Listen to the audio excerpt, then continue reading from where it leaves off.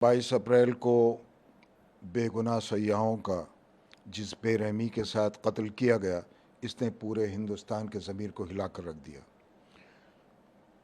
और 22 अप्रैल के बाद से लगातार पूरे मुल्क ने एक आवाज़ होकर वज़ीर आज़म से भरपूर फैसलाकुन कदम उठाने के लिए कहा।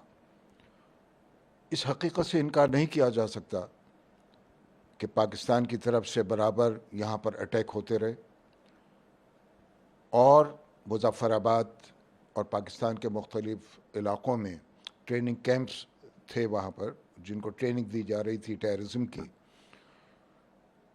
तो इसको कौन बर्दाश्त कर सकता है? कोई मुल्क बर्दाश्त नहीं कर सकता कि आप उसके ख़िलाफ़ इस तरह की दहशतगर्दाना इक़दामात करें।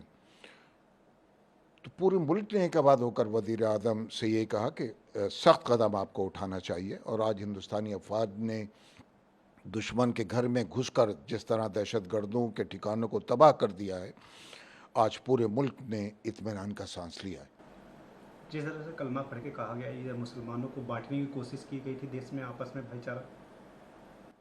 देखिए, ये तो मैं नहीं कह सकता कि वहाँ क्या हुआ। ये तो मुल्क की तरफ से जब तफ्तीश होगी, हुकूमत की तरफ से जब तफ्तीश होगी और उसके बाद सामने आएंगी तो जब भी कुछ कहा जा सकता है। लेकिन इस तरह की बातें ज़रूर सामने आई हैं, वहाँ के लोगों ने ये बात कही है।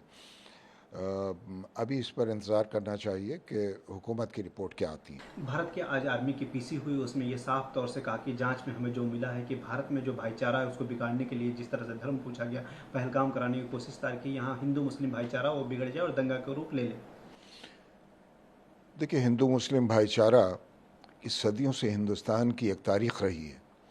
लेकिन इस तरह के जब इक़दामात होते हैं और इस तरह के जब हमले होते हैं तो दुश्मन की ये साजिश होती है कि ये भाईचारा ख़त्म हो, हिंदू और मुसलमान आपस में लड़ें। हम इस मुल्क में भाईचारे के साथ रहते रहें और रहना भी चाहिए, और इस तरह की जो भी कोशिश होगी दुश्मन की तरफ से, हमें उसको नाकाम करना है।